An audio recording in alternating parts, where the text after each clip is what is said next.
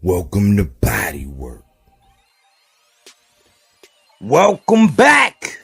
It's Michael Rogers. Welcome to Body Work Boxing. It feels so good to be back. I'm back like I never left. And I said, man, golly, boy. Never underestimate the power of influence. But then again, man, there's some people out there starving like Marvin for that good boxing talk. And I ain't gonna say it ain't get better. I ain't gonna say it didn't get a little better today. It got a little better today. You know what I'm saying? But we know who like the smoke and who really like the vape. Oh man, this ain't no hookah lounge, man.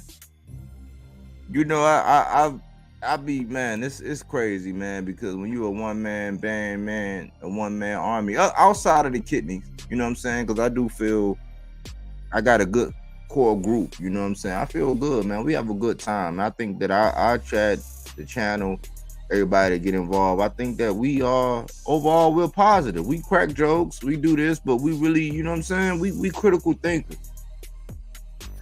But I kind of tickle myself sometimes, you know what I'm saying? Because I go back and I gotta listen to stuff. I gotta do my editing. I gotta proofread. I gotta correct. I gotta do a whole lot of things, man. It's just me, but sometimes I'm like, man, Mike, you a fool, man. Like, these people out here might really think you crazy. I trust you, I'm not, man. I'm your everyday average. By the definition, I'm the everyday average guy. I get up, I got a job, you know what I'm saying? Every now and again I get me a couple lottery tickets. I ain't gonna lie. You know what I'm saying? I save, I be stuffing my 401k like them turkeys on Thanksgiving night. You know what I'm saying? And I'm doing all right. I'm a wealth-based principle guy, meaning that wealth isn't built overnight. You know what I'm saying? Easy come, easy go. But I was just going back over something I recorded the other day, and you know, it made me laugh. Sometimes I make myself laugh. I'm crazy. I could talk to myself sometimes, you know what I'm saying? You gotta do what you gotta do. You know what I'm saying? I've been in some rough circumstances. I've been in the army. I've been over the road truck driving. I done sold insurance. I done did a little bit of everything. You know what I'm saying? I'm 43. So it's like, man, I got a little experience in everything, but I'm not one of them ones that claim to know everything, claim to know everybody, claim to be smarter than everything, smarter than everybody. I often say, man, I watch when I want to get out, I want to get away, and I want to tune out. I'll listen to some nature channels or watch some nature channels. I'll learn about snakes. I'll learn about gorillas. I'll learn about gazelles. I'll learn about elephants. Like, because sometimes I be getting done with people, but I was listening to something I said the other day, and it's never scripted. I do have a general outline of what I want to do, but it's never scripted. I'm never reading from a script or whatever, but I was thinking, I said, man, that other day when I was like, man, boxing, when I brought up the movie Colors, and I might be, again, I'm dating myself. That's when Sean Penn, I don't know how Sean Penn was a young adult, man, but he played a role as a young fledgling cop. Dennis Hoffman, you know what I'm saying, one of the supreme actors that I've seen, you know, from what I've seen. I'm a movie buff. I'm a big movie buff. I like crime. I like drama. I like con movies. You know what I'm saying? Sign me up. You know, I'm a movie buff, but when I was looking at that movie Colors, man, it's a lot like life, man. And I was laughing at myself the other day when I gave that example, because in that movie, and I hate to bring it up, but in that movie, man, Sean Penn was a young actor. He was a young rookie cop, you know what I'm saying? The old head, the veteran, you know what I'm saying, was pulling his coattails. And that's what we need, man. We need older people. We need people that's been through some things, people that experienced some things sometimes to pull our coattails. If you ain't got somebody around like that that's gonna pull your coattails or tell you, hey man, you off, or they don't even gotta be older than you. It's just me. I've always naturally gravitated towards older people. So when I think about somebody that's older than me, got their faculties together, more professional, have accumulated more wealth, or have, you know, established a stronger foundation, I expect more. I expect more out of them.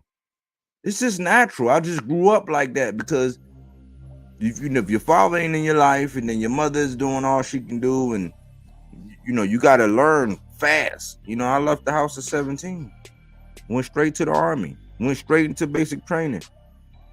You know what I'm saying? Went straight to a place that El Paso, Texas was nothing like growing up in DC, spending summers in DC, being in PG County, like living in Landover, growing up, being out there in El Paso, where in some places they actually act like you wrong because you don't speak Españoles. I had to touch up on my Españole.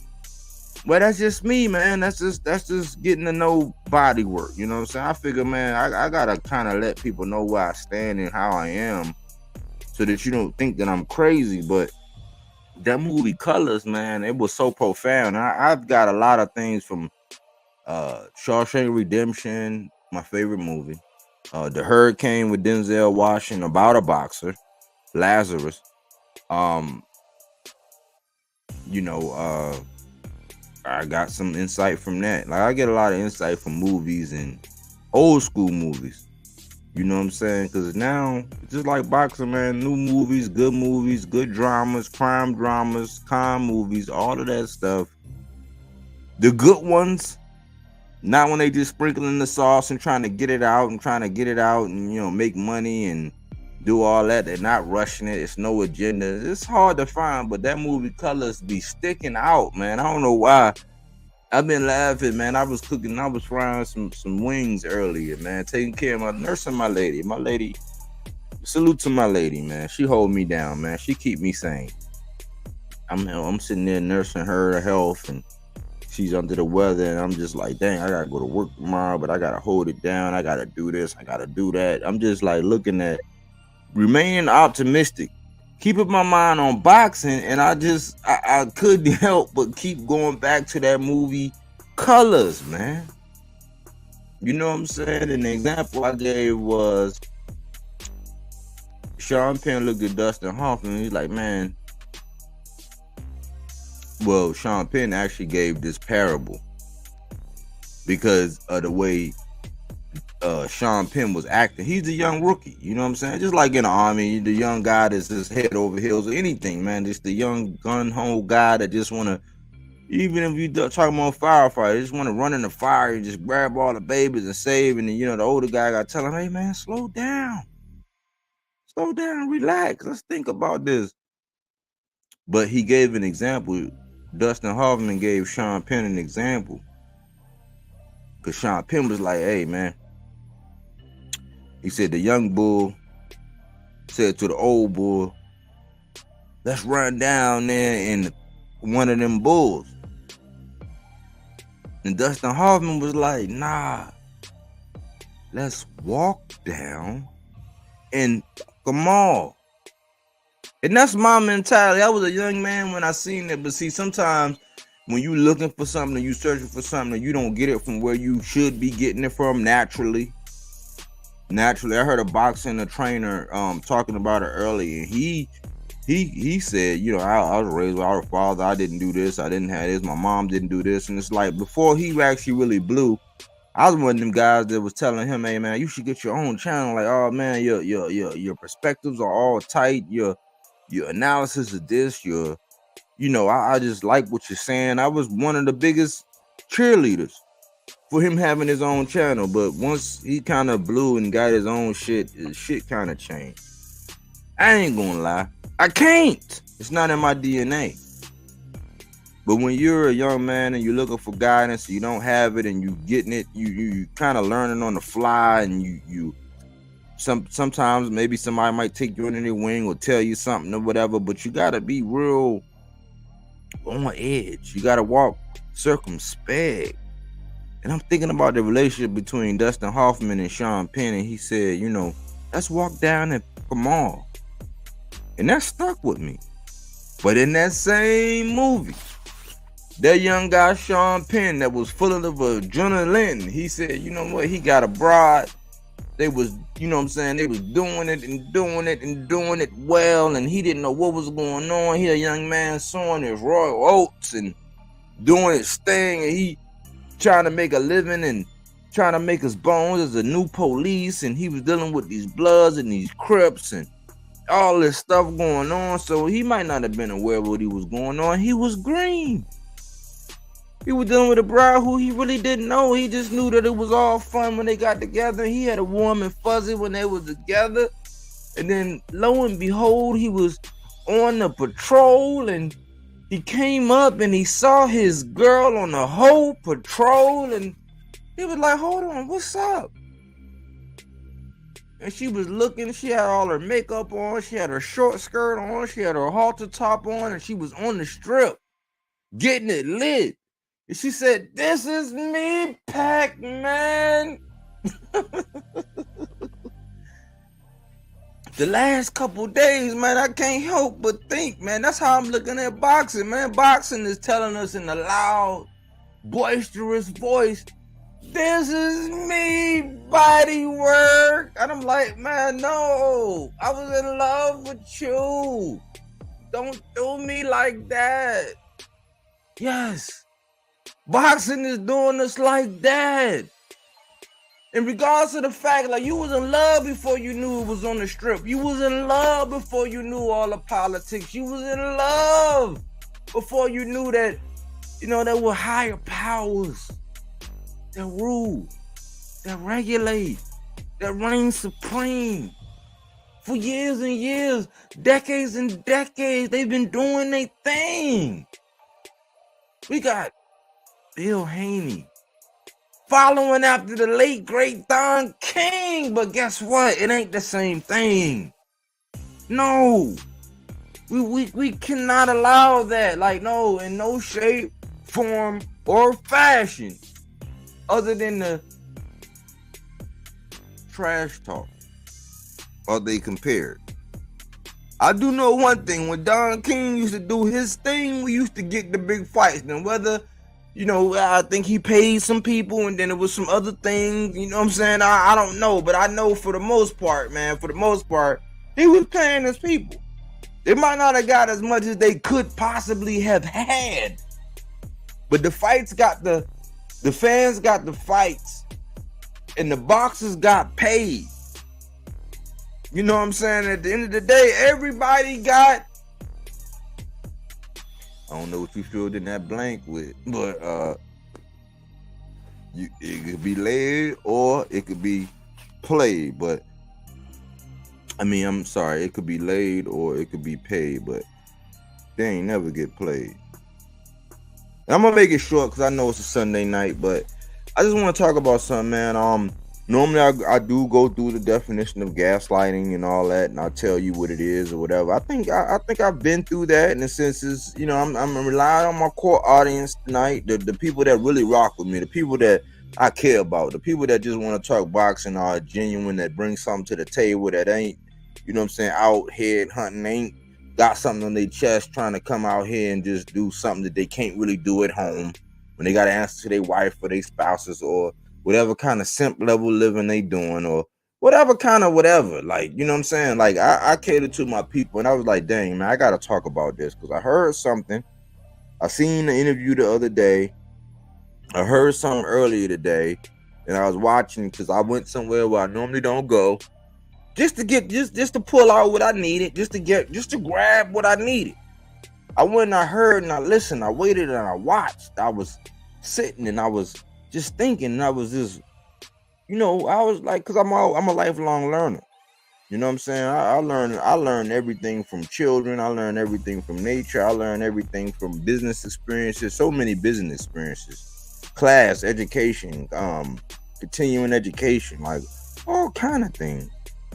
And normally I go over the definition of gaslighters, but I just wanted to give some quotes today, and I'm gonna come right on out. Like, I'm not with no further ado, because this might not be a long live. I'm just one of them guys that's gonna come on and put a stake in the ground. You know what I'm saying? I have a cause, I have a purpose, I understand it. You know what I'm saying? I understand it's only 15 minutes, no matter how you skin it, simmer or saute it. You know what I'm saying? Like, I know it's only 15 minutes. So I'm gonna take my little 15 minutes and do what I need to do. You know what I'm saying? This is for me. I know it's not a marathon for me. I just like this sport. And I was just thinking, man, like what are some popular things as far as gaslighting, like without being redundant, going over the same thing over and over again. I'm not like a lot of these other content creators who really be like, I really see that it's really a challenge. Like, it's like, man, if I was wealthy enough so I can just get up and talk boxing all day, I'm telling you, boxing will be lit all day. It's just I don't have the time. I'm waiting for one of these guys to stop biting and actually hit the inbox on the Gmail. It's boxing 24/7 at Gmail. If you're gonna bite it, you know what I'm saying? If you can't create it, I can create it. You can write it. You can have all the credit. Just get me off of the plantation. Stop biting. Stop hating. But I'm like, man, if I could just talk boxing all day, man, every day would be a great day. Every day would be a great day. If I could not worry about having to get up and do hard, heavy labor, and I could just get on here and talk this boxing talk or give a new segment or just bring something. If I could just be myself the way I normally am, man, boxing would be so lit from my little perspective, from what I bring to the table. I would never run out of ideas. But the fact that I got to get up in the morning, you know what I'm saying, for something in the morning, go work, go do this, be thinking about this, listen to that, you know what I'm saying, coming up with this, coming up with that. You know what I'm saying? I'm not in a position where I could just do this every day. Would it be nice? Hell yeah. Hell yeah. But am I going to compromise myself? Hell no.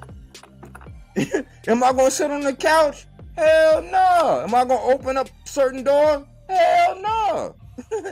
I'll be telling you, hey man, you want salt in them fries? You know what I'm saying? Oh, I'm sorry, man. My bad. The drive-through wasn't done. It's just some things I can't take.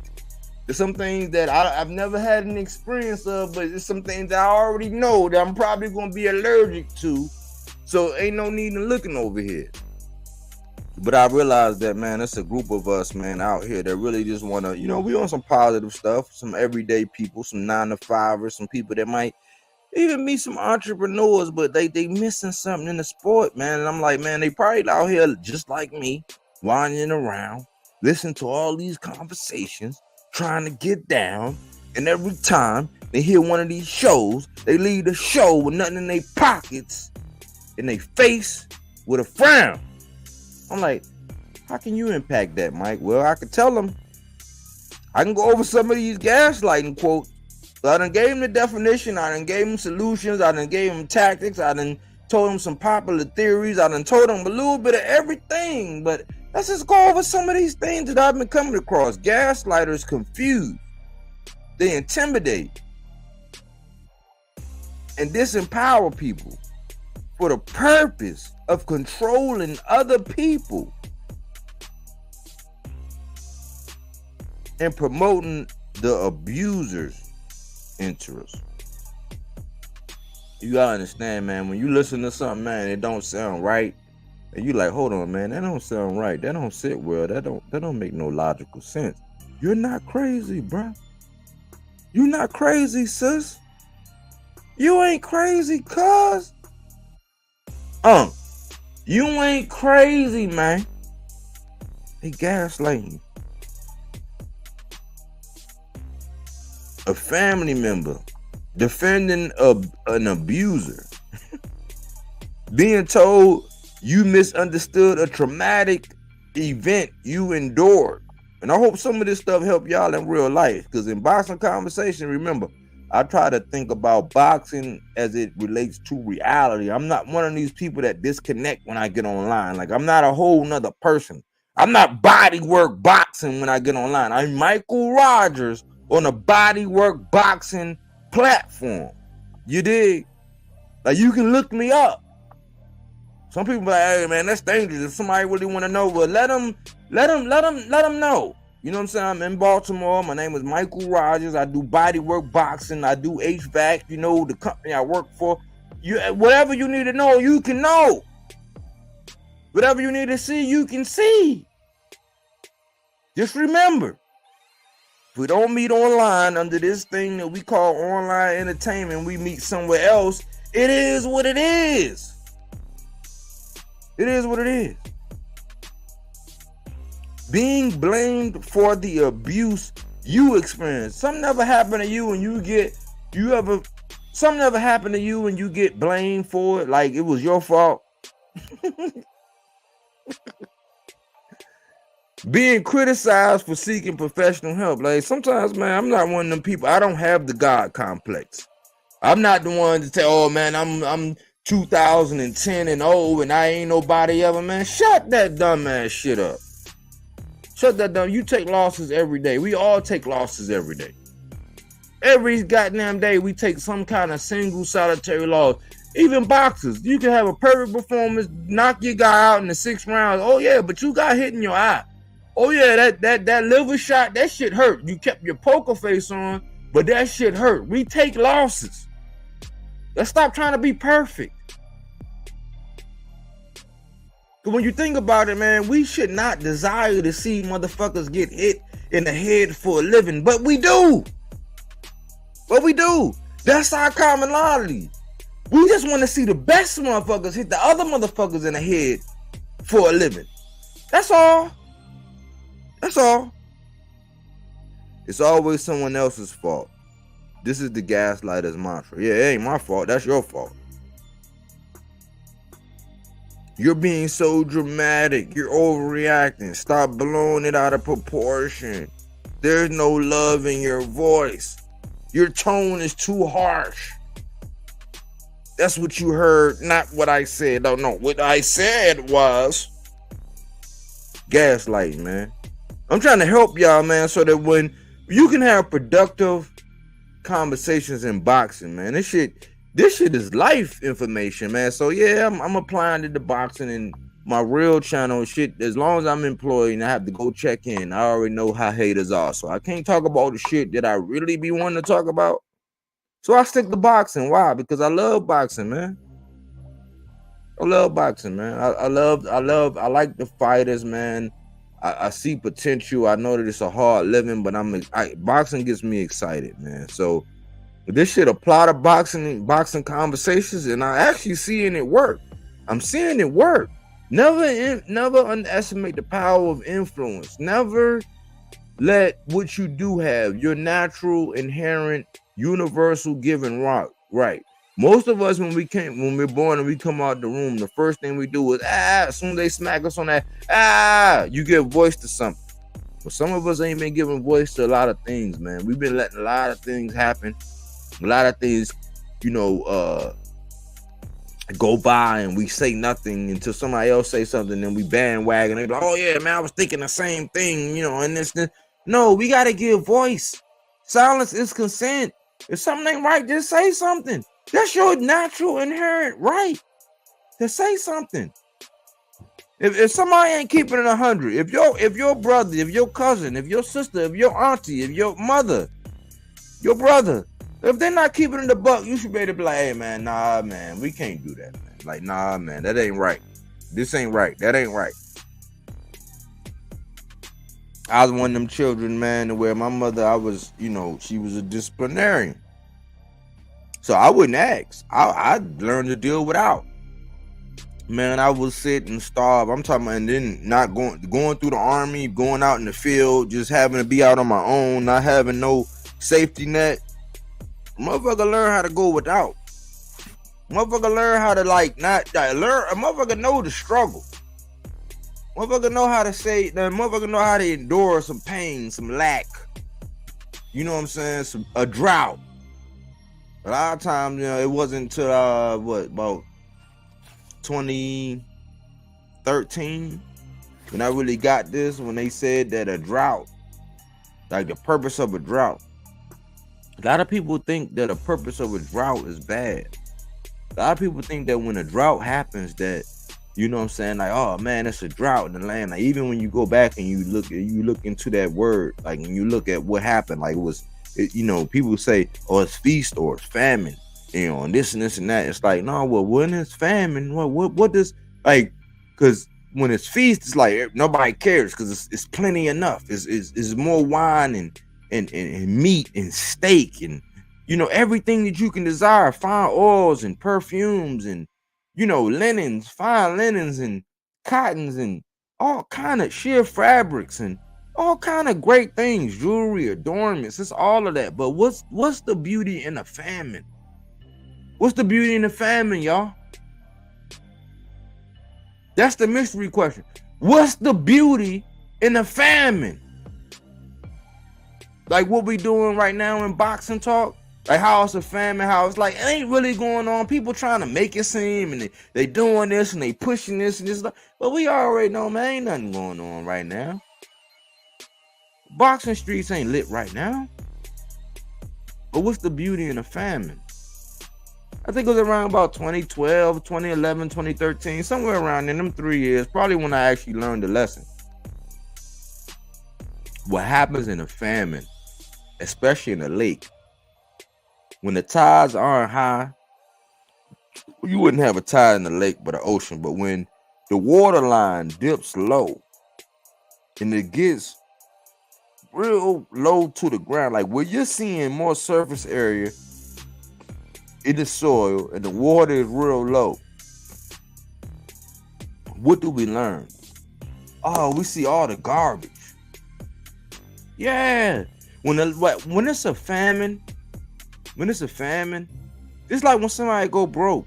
Just like when you on a tight budget and you might find yourself, you know, in a check-to-check situation. You know what I'm saying? I don't care how old you are, but when shit get low and it's a famine, that's what that show was.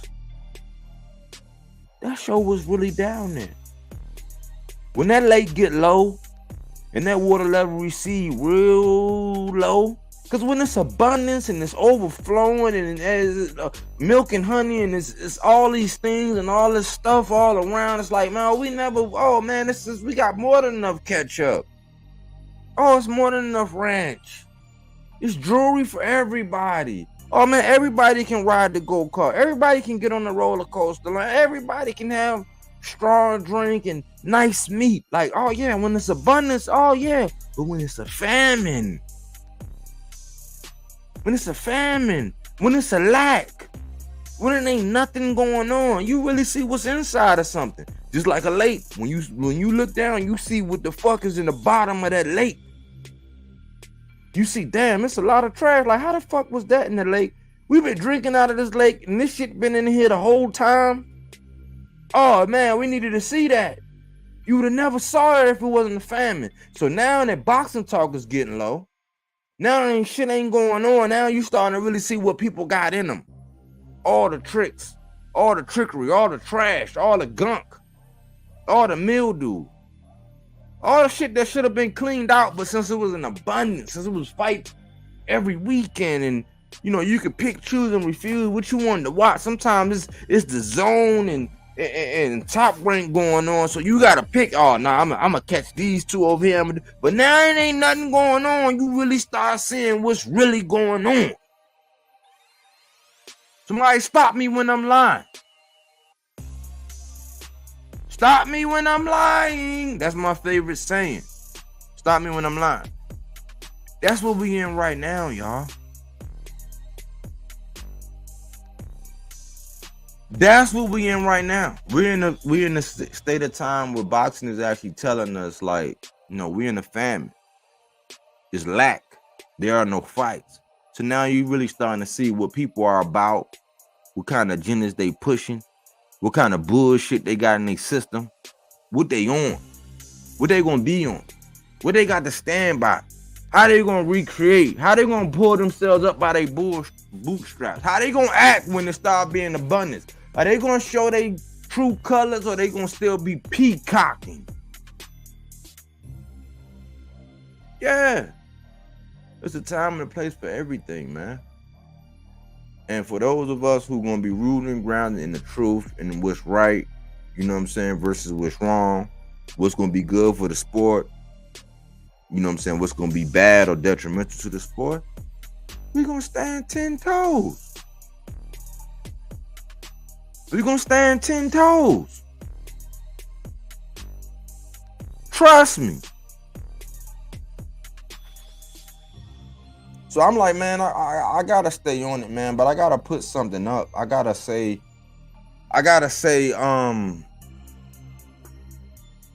that I gotta be transparent about what's going on, man. and then you know, sorry to say it, but in typical DJ Khaled fashion, we got another one, y'all.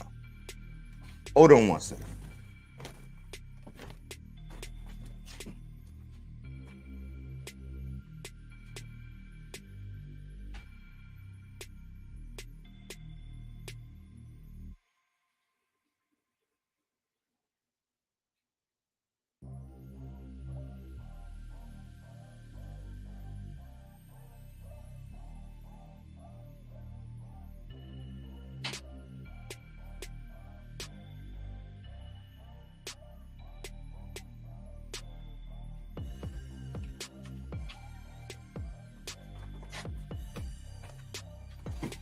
I'm back, y'all. I apologize.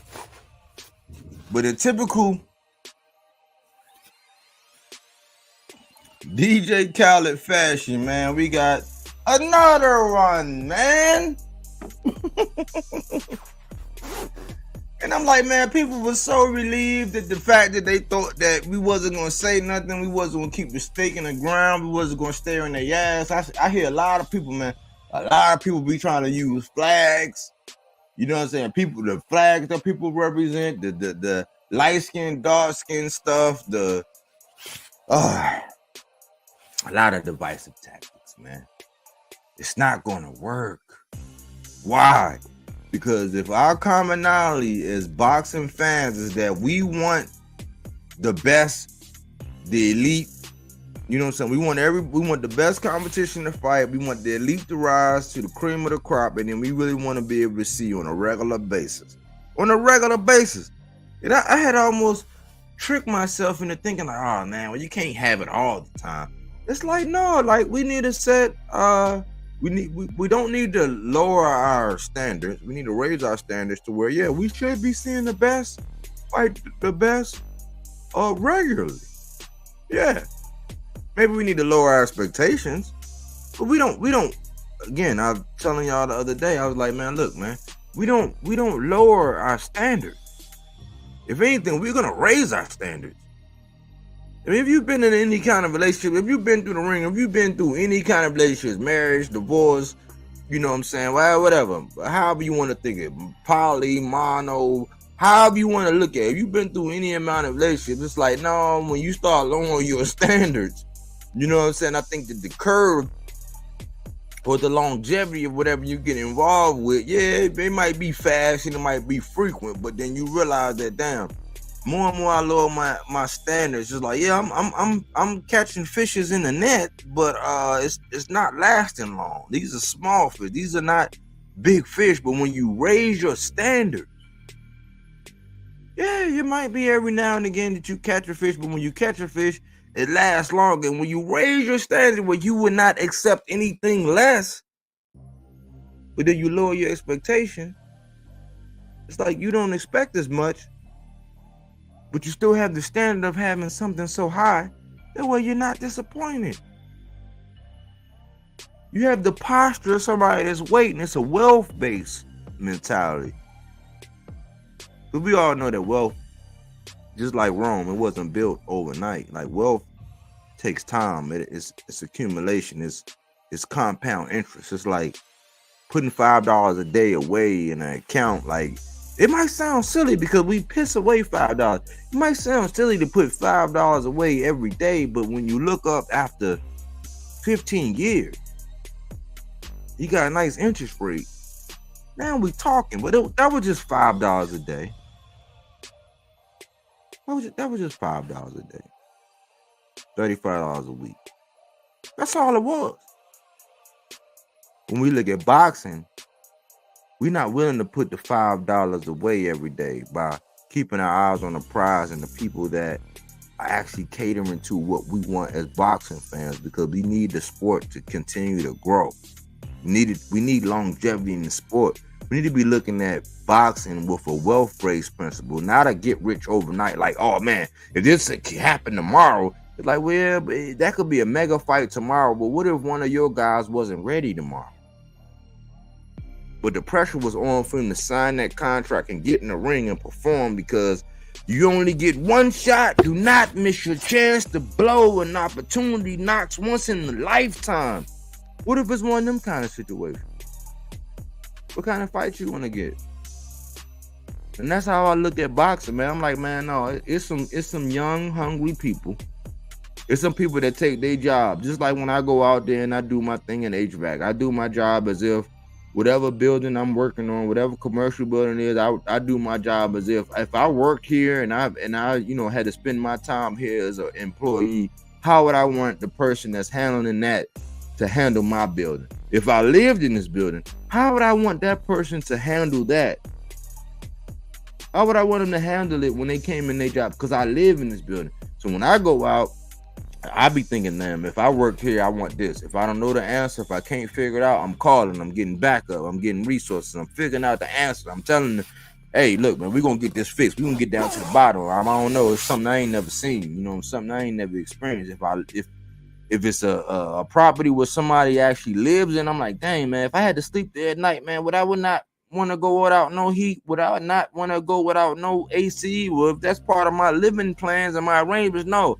So I'm going to damn near kill myself to make sure that these people can work and live the way they want. So when I speak about boxing, as a boxing fan, when I start changing my mindset and I start saying, you know what, I'm going to start talking boxing the way I would want somebody to talk boxing to me. I wouldn't want them to bullshit me.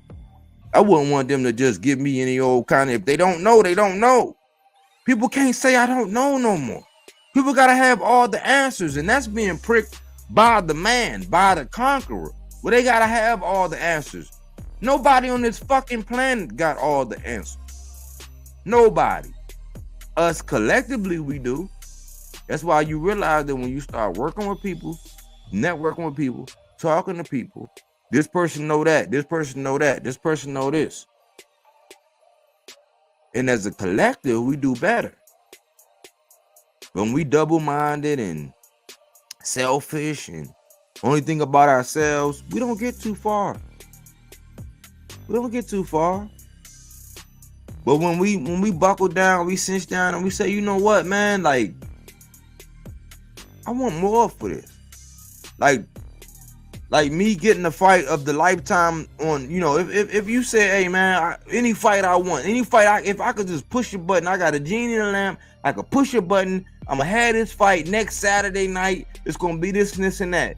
A lot of y'all, not us, not the 300, maybe some people that's listening, a lot of people like, all right, let's do it.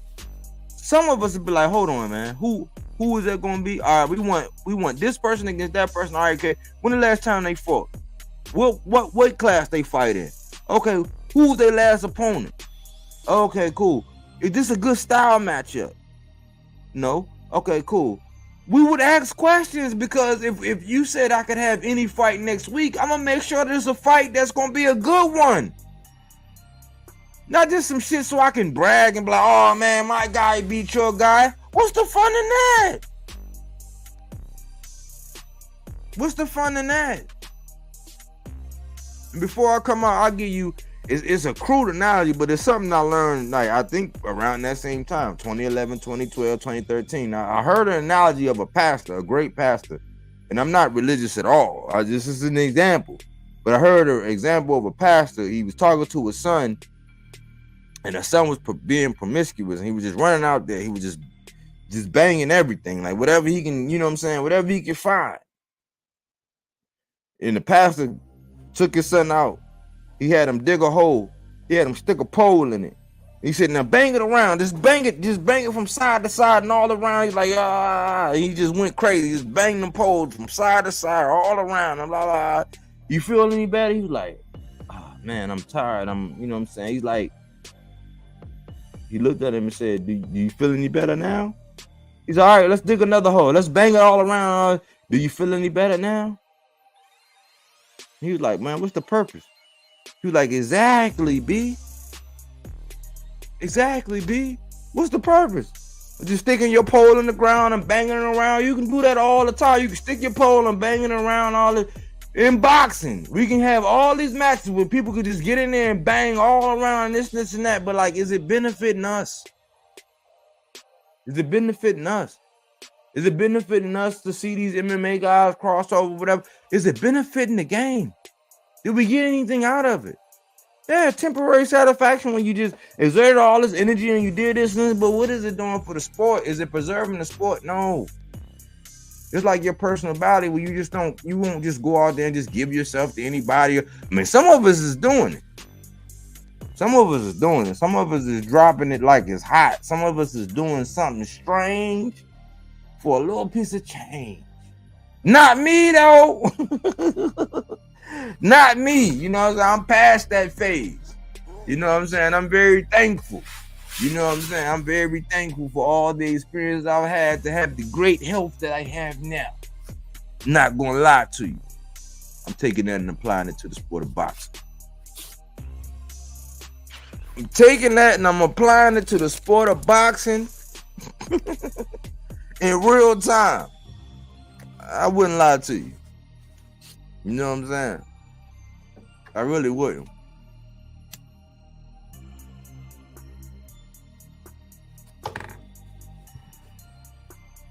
But with no further ado,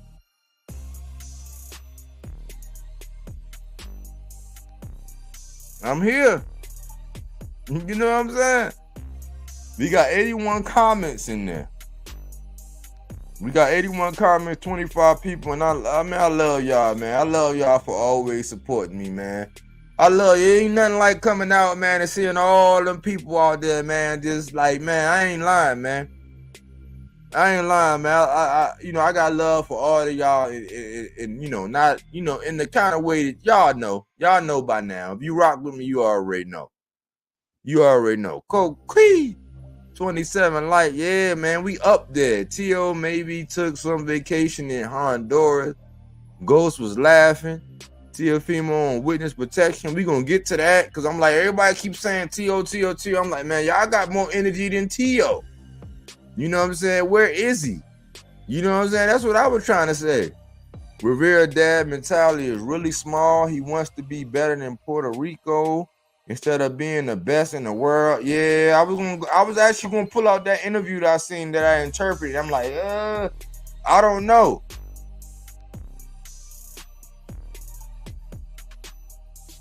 Dominican Republic got one of the highest mountains in the world. They can make a gym there. Yeah, Puerto Rican power in the building. I'm late, but I'm here. What's good, my brother? Bodywork Boxing, Jose Rodriguez. Jose love boxing like I do, man. I can tell. That's why I'm laughing, because he sounds so weak, and the channel a lot of people watch and make reels. I know, man. If he not gonna fight him. Rivera should train with Matias in Mexico and Pana and Williams Zepeda and learn how to fight. It's sad, man. It's sad, man. I feel bad for Rivera, dude. Never going to be great because of his silly dad. There's a lot of dads, they be trying to say, oh, you just hating on the father and the son. It's just like with this Devlin Haney stuff, man. It's like, Devlin has reached the limits because of his father. But at this point, it's heights that he ain't going to reach because of his father. And that sounds crazy. That sounds crazy. I know. I heard it too. For me, it was a weak interview. He didn't ask questions that were interesting. Yeah, I kind of went, man. But, I got a history with some of these guys, man. And some of these guys are jealous. Hey, Bodywork, I think everybody on the planet should go to jail for at least a week so they can learn something. Hey, man, I wouldn't, either basic training or jail, you know what I'm saying? I think it kind of had like the same effect, man. If you go through basic training, even being in Korea, like even being in some just I don't know, man. I think life has a way of like when I say depressing, I'm not talking about but life has a way of depressing us, and when it's not until you're depressed, it's not until you really you lack or you're in lack that you really, just think about it, man. When I was broke as hell, when somebody broke as hell, we cook the best shit. Like, think about it. When you gotta get creative and you already know, all right, well, shit, it's 6 days or we got 7 days, and you know, the next the money ain't coming to the 8th day. It's like you are real creative, like you are real selective. Like you that potato, you skinning just the skin off the potato, you cutting off just what you need so you can get all of that. Like, we are very precise when you're suppressed. That's why I think a lot of people do time or go through things and they're suppressed. And it's after that, if they learn what they need to learn, then they'll go on and be what they need to be or do what they need to do because they've been suppressed. They've been without. They've been in lack. Like I said, that analogy I gave about the famine, the feast of famine. Like, when it's feast, oh man, you'll go. I think back in high school, shoot, the average high schooler could eat like a 20-piece McNugget. But if you done had breakfast before school, you done had lunch, and then right after school, you get you a 20-piece, you might kill it, but because it's 20 pieces, you might eat 12 of them, and then it's like, I don't want that, I'm throwing it away. Let you be broke. Let you be broke. Let you be down. Let you be out. It's different. And for me, La Salsa, I kind of think I got it. I kind of think it's like, you kind of playing both sides, because if the man offered you what they saying they offered you, because yesterday, we thought it was 100. Yesterday, we thought it was 100.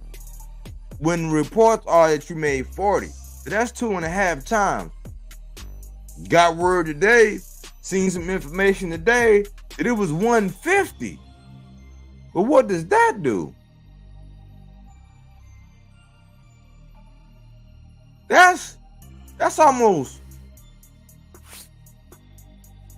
that's three times, and 10 more thousand would have been 4 times what you make. Now we say taxes is taxes. Taxes is taxes is taxes, and Uncle Sam got to have his hand in it. We already know.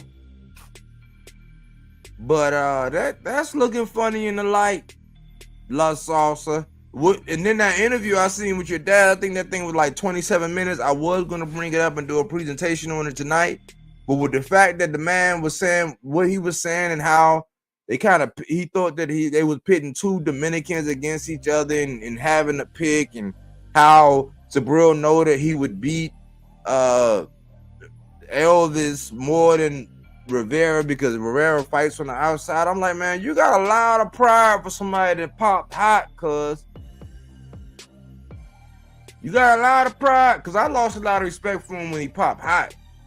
I was like, okay, cool. I mean, I don't know if he should have rolled the Ali thing, but I was following along. I said, oh man, dude can box, dude got some skills. But then when Frank did what he did, I started looking, I'm like, And then after that, to find out in that fight he popped hot, and then to hear his father talking the way he's talking about how Subriel can only win on the inside, and it's only because of short, choppy punches, and he can't win on the outside, and all this and this and that. Then I hear that the man giving you a ball 50, but you made 40.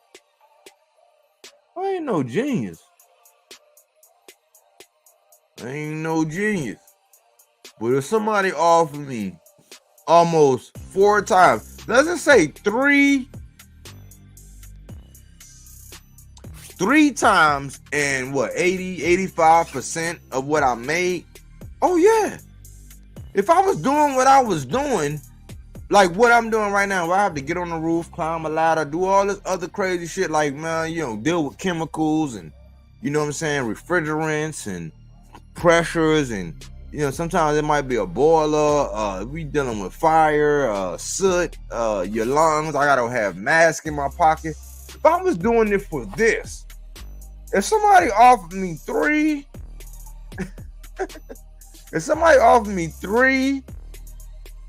almost 4, so 3 and then about 80 to 85% more, you damn right.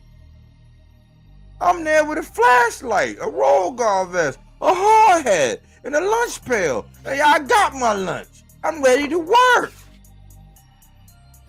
Not adding up, my friend, my friend. Stop making me look at Michel Rivera a whole lot different, my friend. You just talking the noise. You're not serious. What's up, Melazar? Conseil Bar. My man Puerto Rican Power telling everybody hit that like button. If you hadn't hit that like button, man, put that stick. Javante Tank Davis, my like button right now. Matias stops that kid for easy. Josh Lime, what up, my boy? Puerto Rican Power saying, what up, Coke Key? What up, Coke Key? The whole 300 in here. That's how I like it, man. I already know when y'all show up, man. It's like, damn, I be trying to figure out who gonna show up if I don't put Subriel in there or not. I ain't gonna lie, I'll be testing y'all, but I see y'all gonna come off with Subriel, man. I see y'all gonna come off with Subriel. Y'all might not be, if I say something else about somebody else, y'all might drop in, but I see when it come down to Subriel, y'all gonna come out. I'm doing the test run, I ain't gonna lie. I'm used to doing it. I gotta check the water. Most respect for body work, Matute. I like the way you break down the ins and outs of this boxing sport. Everyone at 140 doesn't want Subriel Matias smoke. Salute, Matute. Exactly. I'm not gonna stop, man. I'm not gonna stop. I was gonna cave in and say, oh man, maybe I gotta do that. I said, no. Then you'll be just like everybody else. You'll be just like everybody. I'm not like everybody else. I can't conform. A lot of people often said, man, I've heard that since I've been in the Army and since I got out and how I got discharged, that I have a problem with authority. I don't have a problem with authority. I really don't. Because if I know the rules, I know you're the authority, I will respect your authority. It's when you abuse your authority and you try to abuse me, that's when I have a problem. We got a serious problem. I don't have a problem with authority. I respect authority. Authority is needed. If not, it'll be the wild, wild west, just like boxing is. Boxing is the wild, wild west.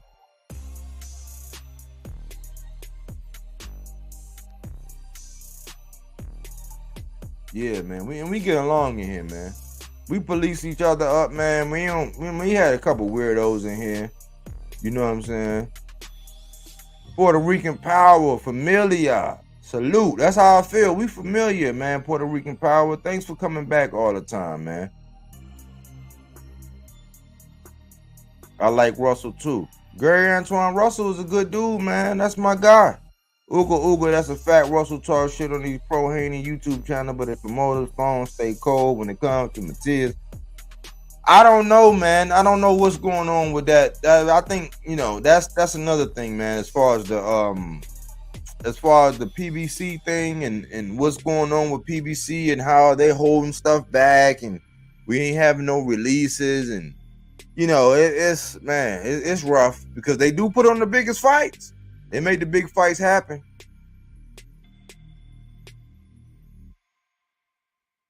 PR Boxing, what's up, man? Hector Tapia in the building. Many blessings to my brother in time. Tank the body work boxing 100. Salute. Sam back in the building. Big up body work. Zone in. Let's get it. That's right, man. That's how we do it. Arnaldo Nieves, member. You know what I'm saying? Member. I think he was the first member. Salute. He changed people thinking the fame and money is everything. Honor and loyalty take people a long way. Yeah, man. GAR talking shit, but failed to acknowledge that he turned down an offer from Matias in the past. Did he? Did he really turn down an offer? I thought it was for that other guy, Punks. I gotta do my homework. But if he did, it is what it is, man. I still think Gary, you know what I'm saying? Gary got a soft spot. I ain't gonna lie. If I have to disclose a bias, I would have to put it on him, man, because the older brother, Mr. Gary Russell, he never got the respect he deserved. You know what I'm saying? He was the most duck boxing in boxing. Yeah, I think he rubbed up against Floyd the wrong way. He went about trying to get a Tank fight. I think in the powers that be in the wrong way. And then in the midst of that, they lost their dad, man. They lost their father, man. And That's one of the most affluent boxing families in boxing, man. So I would never disrespect the Russells. I always give them the benefit of the doubt. If it's a bias, that would be a bias of mine. You know what I'm saying? But I know that they style when they're at the best of their abilities, man. Tough outs. Because I don't even think Mr. Gary Russell lost to Mark Maxeo.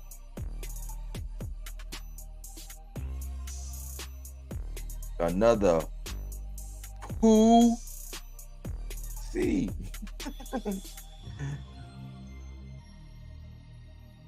Yeah, I don't know. I reserve on that.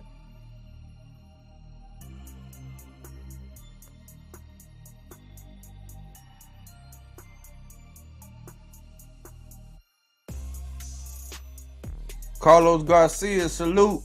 You know what I'm saying? All Cowards Field, Subriel Matias, real champ, bodywork, boxing, salute. Problem is they want big money because they know they're not going to be the same. Hey, that's a harsh fact. That's why I was thinking, man, that deal that Eddie had, man, what you have in the package, man? Like, man, the man is knocking people's lights out, man. He's dimming people's lights, man. You gotta have enough. Yeah, you can afford him, but who you got on the menu for him? You know what I'm saying? I'm not 100% sure, but it's been a month already and no acceptance. It's been a month, man. It's been more than a month, Uga. It's been more than a month.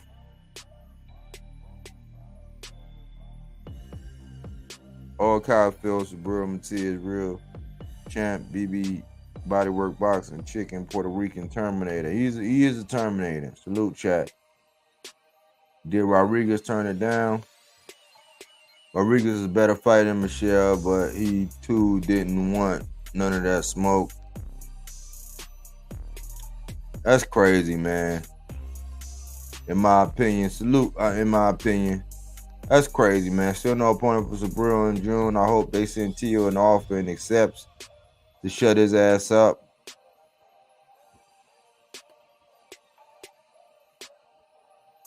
And I'm going to hold right there. Hold on, y'all. Hold on 1 second, y'all. I got some things going on at home. I just want to make sure everything is all good, brother. I'm still here, y'all. Just hold on 1 second, y'all. Hold on. Hold on.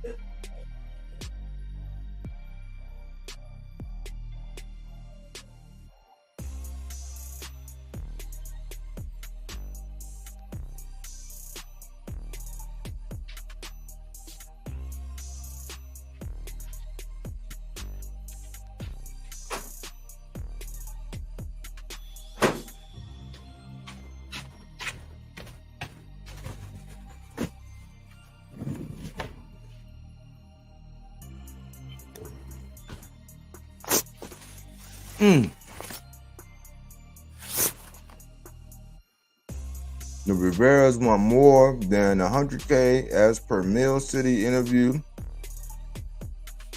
When Michelle said that was too little. That's ridiculous for a number 12 contender or something. They're ducking. It's I don't know, man. I thought I was trying not to read into it. I'm like, man, when you come from a place where you know you're struggling to get to this and you're doing that, it's like people find it real convenient, man. Real convenient. They're being real creative as to why they're saying no. When you start getting to 2.5, because I gotta think about it like me in layman's terms. You know what I'm saying? As a journeyman, it's like, man, if them people on my job said they were gonna pay me 2.5 times what I get paid, you know what I'm saying? And yeah, it might be a little more risk, or it might be a little more required of me. Sign me up. Sign me up. I think it really shows that they don't really believe in themselves, Uga. When you get down to the nuts and bolts of things, they don't really believe in themselves, man. Joe De Jesus. And Anubis in there. Yo, que pasa? Bodywork. Hi, everyone. Anubis in the building. Joe Jesus in the building. These guys want to make a meal. They're not worth it. At best, 50,000. They're looking for the bag. These boxers all want the payday, not the belt or the legacy. And remember what I was saying, man, before. I said, man, when we look at these boxers, the ones up top, when we look at Canelo, you know, when we talk about the pound for pound people and how they're moving and their reasoning behind why they're doing what they're doing, I said, man, these guys, they set precedents. I said, that's not the fact that they don't qualify or they can't do that. I said they set precedents. A lot of people be, you know, quick to, you know, blame Floyd and attack Floyd for what he did. It's like, well, he matriculated himself up and maneuvered up to the point to where he could do that. I said, man, when we start lowering the standards and we start allowing these other boxers to do it, I said, you know that they set precedents so that there are people behind them that are looking up to them that are going to try to do the same thing. So we can't be mad when we start seeing somebody doing it. Just like, you know what I'm saying? Just like if you grew up and you seeing your father doing this and this and that, you know what I'm saying? It's like you're going to grow up and try to kind of be like your father. In boxing, the boxing fathers, the people that came and went before us, like they want to do that, but they don't want to have to do what they did to get there. And that's the problem. It's like, get your money, man. It's like, look, at any given point in time, it could be over. One hit, one uppercut, one temple shot, one, you know what I'm saying? You know, even the way these guys, you seen when they got hit, you seen how Ngannou got hit, how his leg folded. Y'all seen what Tank did to Gamboa. People don't give him credit for that, but when he hit that man, tore that ACL, they ain't want to attribute that to that because that would be some heavy implication. But it's real. And that's where we at now. It's like, man, now it's like, you don't really want to fight. You kind of made it. I think a lot of these guys, they kind of make enough to where it's like, oh, well, if it all in tomorrow, I can always go do this. And I can always go do that. They don't really want it. Because if you believed in yourself, I ain't going to say you would take, like, I ain't going to say you would rake yourself over the coals. See, because a lot of people use this example. A lot of people use that example of when Devlin Haney took on that offer from Kambosos, and that's been another paradigm shift, y'all. It was another paradigm shift when Devlin Haney did that deal, when he took that deal for the Kambosos, and they were saying, oh man, he got raked over the coals and he took peanuts and all this. That's a lot of embellishment. But then we have to be real about that situation. What we got to be real about is that Kambosos wanted to fight Tank Davis. Tank Davis said, I'll fight you, but you can keep them belts. And he knew that he was not going to go over to Australia. So much like Teofimo Lopez, right now, he wants to fight in Honduras, right? Subriel Matias, right now, he wants to fight in Puerto Rico, right? Kambosos haven't got those belts from Teofimo Lopez. After Teofimo Lopez got all those belts from Lomachenko, Kambosos wanted to fight in Australia. Only he wanted Tank Davis. Tank Davis was like, you know, he was like, man, I'll fight you, but you can keep them belts. And now, you know, we're not coming over to Australia. Kambosos wanted an Australian fight.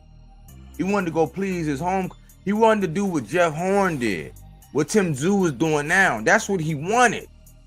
So originally it was Lomachenko. They had a deal. The Ukraine stuff break out, it messed up, you know what I'm saying? It messed up the people in Ukraine. It messed them up. It was going through war with Russia and all that. Loma had to leave. Devlin Haney was at the mercy of the belt that he was given. The one that when Loma got elevated, and they tossed him that belt as they elevated Loma. He was stuck with that belt, meaning that, man, if I don't make this belt and use this leverage that I have to go make something happen, it's never going to happen. Wow. Nobody was getting suited and booted to go fight for that belt that was dropped off to him. That's just a fact. He was at the mercy, and his father, Bill, since he liked to do a whole lot of this, he jumped out there and said, hey, we'll take the same thing that Loma got. And that's the only reason why he had to go do that, because they ran their mouth too much. And once Luther Bell them like, you'll take the same thing Loma got? Okay, cool. This is what we're gonna do. And we're gonna run it back. Well, if you look at it, I think they had like 35, or it was like either between, I think it was 35. I don't know. It's been some time. And I've been watching and recording and listening and you know, keeping track of a lot of it. It might have been 35 the first time, 35, 40, 50. Well, when it happened over there on the second time, it was on a tennis court for like 15. So I'm like, man, if you was a hot commodity, then it wouldn't have been 15 after you put on what you put on. Why? Because it wasn't a crowd pleasing style. And yeah, it was the whole glory or the whole mantra of Kambosos being able to do his thing in that first performance. That's why it was so big and so grand the first time. When you look back at the second time, it was like a 15,000 crowd in a secondary arena, almost like an arcade or some shit. But people would take that example, and they've been running with it ever since it happened, that Devlin Haney took peanuts to go over there and do all this, and that's what everybody want to think. They're like, oh, well, you should just take this and this and that. No, that's actually has an influence on what these boxers are willing to accept and do today, because they still use that. They use that same example against Shakur Stevenson in his situation when it came down to Devin, when those were two completely different separate situations. You gotta think, Shakur Stevenson made like $3 million when he fought Jamel Herring, and that was based on the fact that he was an Olympian. You know what I'm saying? He was in his, at that point in time, he was in the second division. You know what I'm saying? Like, he had the fruit salad to dictate that increase in pay, or what would warrant his pay. They take this Devlin Haney example of him going to go get undisputed, and they want to apply that to every business deal in every sense. And if you don't understand that, you'll get your head spun around. People be talking to you and going all over your head to be spinning, and you be like, you don't know what's going on. Why? Because of things like what Michel Rivera is doing right now. You got a title shot at the IBF, and if you upset the apple cart against a guy with the amount of prestige that a guy like Subriel Matias has right now, you're getting 2.5 times what you already got before, a title shot, and the opportunity to actually show that this guy ain't who he say he is. It's not the same thing as what Devin did. Devin them did that because they had to. They had to. You don't have to, but this is a way better opportunity. You're just letting fools get in your ear and tell you that it's not worth it. Well, if you got the skills to pay the bills, you will show and prove. Just like the opportunity. Like, I don't care what nobody say. The opportunity that Frank had, I don't care that he's about to fight Tank Davis. I said that the only way that it would justify Frank's decision with the Shakur thing is if it happened to be a Tank Davis deal. If it happened to be. It just so happened to be that. It just so happened to be that. But if I still went back in the hands of time and I was given that offer that Frank actually had for the opportunity that he actually had, I would be like, no, I would have to take that. I would have had to take that deal that Frank had on the table. But I can also turn around and say that if I was Shakur Stevenson in the position that Shakur Stevenson was when Devin was offering, when he was offering the 25%, that was not a good deal. You know how we know that was not a good deal? Because Shakur Stevenson still wound up getting a belt. He still wound up fighting somebody for the belt and not getting handed one. No, he didn't get it, Devlin Haney. But then he was still able to dictate his pay and what he was used to getting to a certain extent. These other guys, they're not used to getting that. It didn't make sense. Shakur Stevenson still wind up getting the belt, and he called Devlin Haney's bluff. But if you listen to the voices in boxing and the popular opinion and all that, you'd be all shooken up and not understanding, thinking that it was the same thing. It was not the same thing. These guys got to understand, man, like the game, because Teofimo Lopez actually showed us, man, the game can be cruel. And he's gotten off, he's done wild and crazy things, but Teofimo Lopez told us that it's actually a plan. These guys be knowing the plan. They be playing us. I'm talking about even cross-promotional. They know a plan. They know the plan. There are pieces on the chessboard. I don't want to get too deep in it. There are pieces on the chessboard. They already know in general was they just play us as fans. They play us. Us. If we don't keep the energy, if we don't keep the energy that we need, and we support the people that's really doing it, that really got what we need, and that's really gonna, you know what I'm saying, like really like, you know, lift up the flag and charge for us as fans, the sport is gonna die. It's gonna die. Stop listening to these popular, stop just because somebody wrote a nice article and they had all the references, it was all eloquent and well put, and just because somebody come on 3, 4, 5 times a day, that don't mean they fucking telling the truth. It don't. It don't. It's an ugly truth in boxing.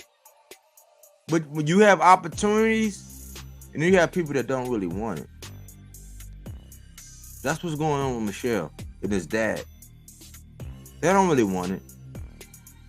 And like Go said the other day, this is gonna be another opportunity where when Subriel Matias finally get an opponent, which I hope and believe, I'm thinking it was misdirection with Liam Paro. They're gonna come back in the last minute and say, oh man, Liam Paro said, all right, he agreed, he's gonna fight. I think it's gonna be Liam Paro. That's just me. Don't quote me, don't hold me to that. You know what I'm saying? That's just me. That's just what I think. That's just what I think. But this is going to be an opportunity that Michel Rivera, especially coming off popping hot, you had steroids in your system.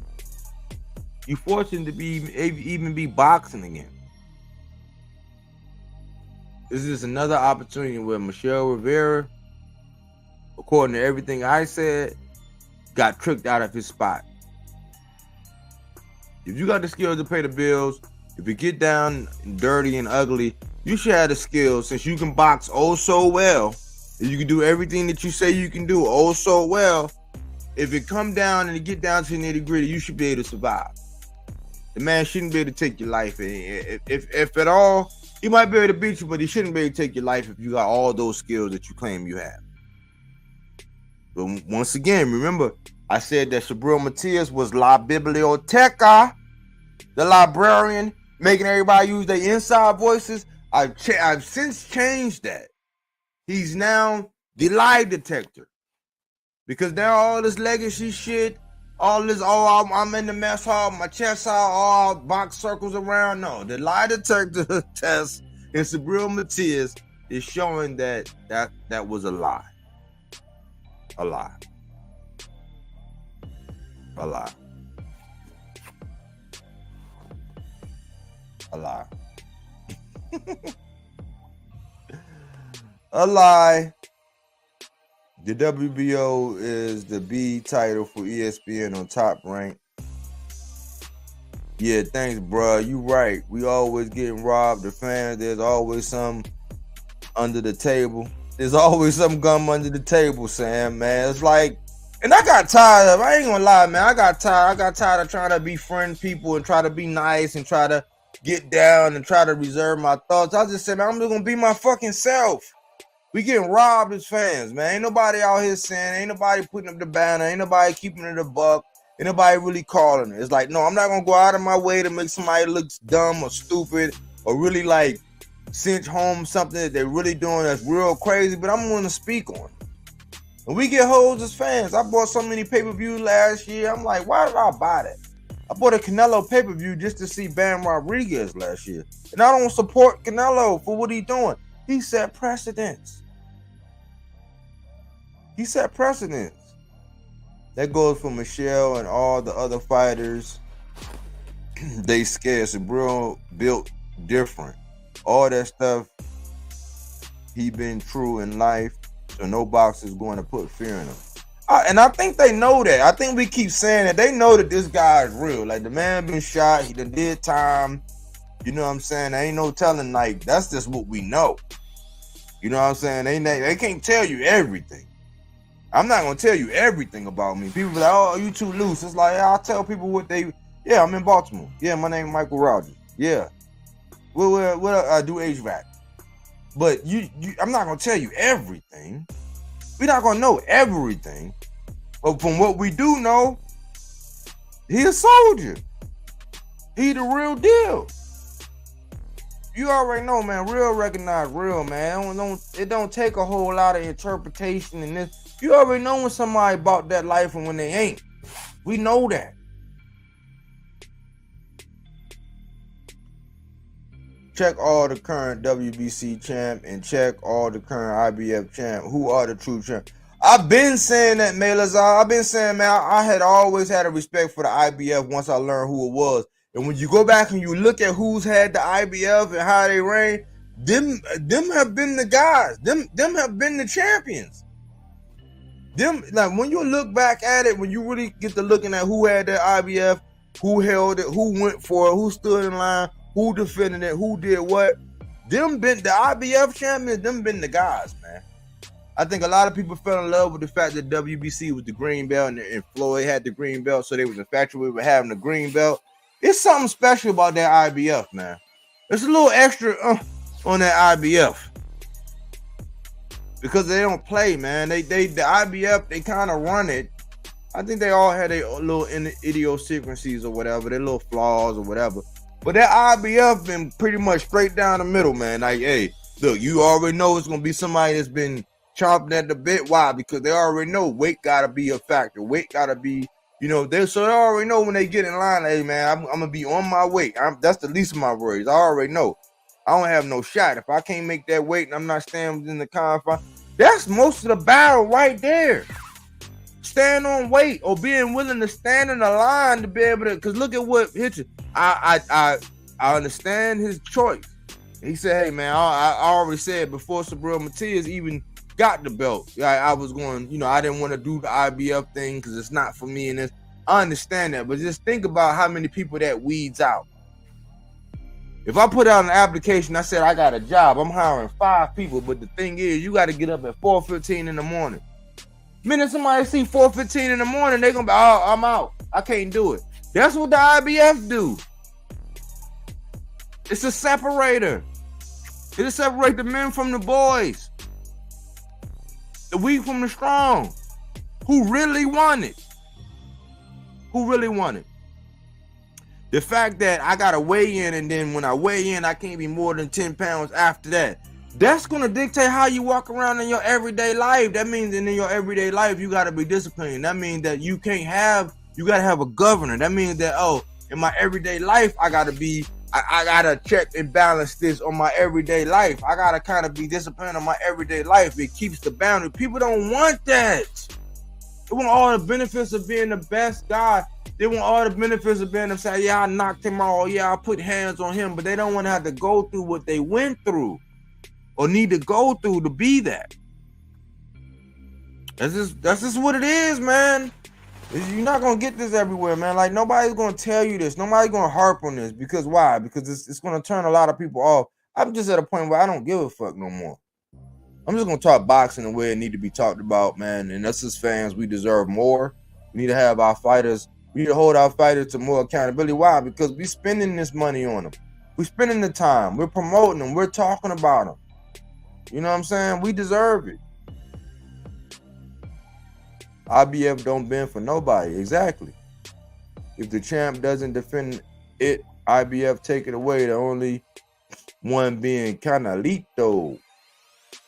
When the title is vacant, as soon as a new champ is crowded, they got 120 to defend it. And I hate that I might have missed somebody. Let me see. Pedro Espiar. your body work. I understand the money part, but you need to be worth the money you're asking for. And Frank Martin put on Scram. Subriel will walk Scrams down and demolish his dreams. Yeah, I do. When it comes down to the Michel Rivera part, it's like, okay, I don't like to do the numbers thing, but if what's being recorded allegedly, if you made 40 and then somebody's offering you 150, it's like you don't think you can beat that dude. Because I see people do it all the time. Oh man, after taxes, they're gonna bust down that 40 with taxes. Yeah, when you start making a whole lot of money, like, yeah, you'd have like the earn, like what they call it, gross income tax. When you break a certain threshold, yeah, they're gonna tax you more heavier. But tax is tax, unless depending on, I think in Florida, I'm not sure if Texas is one. Don't quote me. There's certain places where you can go. I know Florida is one. I know Texas. I thought Texas was one. But there's certain places where you can go. You can get a bag to where like taxes ain't gonna really mean them, but taxes is taxes. So if you can't complain. If you accepted your last fight and you made 40, and then this one is giving you 150, and you say, "Oh man, no, after taxes," it's like, no, man. Well, they had to tax that 40, just like they're gonna tax that 150. And yeah, as you get old, as you get more and you make more money, especially when I learned that when I was truck driving, man. Yeah, the more money you make, the more Uncle Sam have your hand in your pockets. But that's when it comes down to your business guys, where they can give you those deductions, those little things that you might not be, because it's like, I don't know how many hundreds of deductions you can actually put. So that's really an excuse. You got a good accountant, they can help you. They'll be real creative in helping you find the write-off to where more of that money get back in your pocket. So now, like, especially me knowing business, it's like I be trying to give people benefit of the doubt. Sometimes I sit back and I be like, that's tough. But knowing what I know, it's like, that's an excuse. I ain't the one getting hit in the head though. So at the end of the day, it's like, okay, continue to get hit in your fucking head with 40 when you could have got almost 4 times, we 10 grand shy of 4 times that amount. Actually get a title shot. And if you got the skills to pay the bills, if it get ugly for you, you should be able to know how to survive. That's just me though. I mean, I kind of lost a little bit of love for Michel after I heard he pop hot, because it's a dangerous sport. Man, imagine if Subriel was actually on something juicing, hitting motherfuckers in the head like that. We would never hear the end of it if Subriel ever pop hot, we would never hear the end of it, man. We would never hear the end of it. For a boxer to make money, need to sell the tickets and views. Yeah, you gotta become that. Vegas. When the title is vacant, as soon as the new champ is crowned, yep. I think I went through all of that. Listen, all these 140 pounders, except for Tank and Matias, have really lost 2 or 3 fights. Rolly Romero lost to Tank, plus the old man T.O. really lost 3 fights. That's the truth. That's what Sam says. That's the Sam comment. That's the truth, man. That's the truth. Teofimo isn't the greatest champ. He is the WBO champ. Matias is the IBF champ. These boxers are corny. Can't believe nowadays all this called boxers are avoiding each other. They should be playing with Barbie dolls. Except Matias, Beterbiev, and Benavidez. Those are the 3 top dogs. It's some hope. There is some hope. Listen, Melazar, he's going to have to go get it. Otherwise, his career would be wasted. These other guys ain't Shakur. That's true. Matias is the IBF champ now.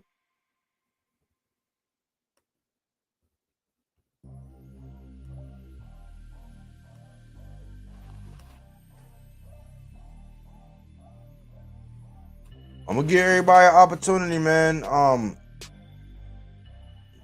I think that what we do over here, man, on this channel, I think it's needed, man, because you know, again, I just try to put another stake in the ground, man. And I try to show everybody that we're gonna stay consistent, man. We're gonna keep putting stakes in the ground. We're gonna march forward. We're gonna push who we need to push. Keep the attention on who, because it's not fair, man. It's not fair that these guys. It's not fair that a champion, just because he's a tough out in this era, because it's watered down and people trying to follow somebody else's legacy, that we're not going to get it. We're really going to deny ourselves of these boxers getting in the ring with each other that are elite. Why? Because Subriel's a tough out. You know what I'm saying? And this is not the only division. I see it with Bivol. Bivol, you would think that, oh man, I beat the man. And this is why I started not being so critical of certain people and how they move, even though I am. I'm still critical, but not so much. Because when it comes down to Bivol, and I bring up this example all the time because I got to keep putting that stake in the ground, letting people know where we stand. But it came down to Bivol beating Canelo Alvarez. I said he had a grape vineyard. Yeah, I said, man, he's beyond cherries. He doing it by the grapes. But it's not going to age like fine wine, I said. And I said when he fought Bivol, he thought he was cherry picking. Bivol put the Beats by Dre down on Canelo. And then Bivol, he never got the honor of actually beating Canelo. Nobody gave him the praises. You think about Teofimo Lopez. Teofimo Lopez didn't get his flowers. He didn't get his salutes. He didn't get his just dues for beating Lomachenko. Devin did. That's not hate. But Teofimo Lopez never got his flowers for beating Lomachenko. Better. Because we all know that some people could say that Lomachenko Devlin Haney fight. You can say, you know what I mean? Shouldn't nobody really put a gun to your head or be ready to shoot you for saying either way. It can be justified either way. I know how I justified it on Devin's part, but I can see how people justified it for Loma's part. But certain fighters, they go do these, you know, these Herculean tasks, and they, you know, they what they call upset the apple cart. And they don't get their praises. They don't get their salutes. Bivol didn't get his salute. He wasn't rendered, you know, he didn't get nothing special. It was even rumors. I don't know how it was, but y'all know that was for the longest time they were saying that Bivol never even got paid what he should have got paid for fighting Canelo. I said, how the hell are you going up against the cash cow? And it's a mumbly, like, hold on, it's a problem with my what? It's a problem with my money? Like, no, it's gonna be more than a problem with my money if I don't get my money. Like, he had a problem with getting his money. And he never got the credit for beating Canelo. And then when he came back and said, hey, look, man, yeah, I want to fight you again. Yeah, we can do this again. Only this time, I don't want to do it at 175. Why? Because it's a built-in excuse if I lose there. I want to come down in 168 where you rule and you reign, where you have something to lose, and I want to fight you there. Canelo said no. And then guess what happened? For what, like a year and a half, almost 2 years now?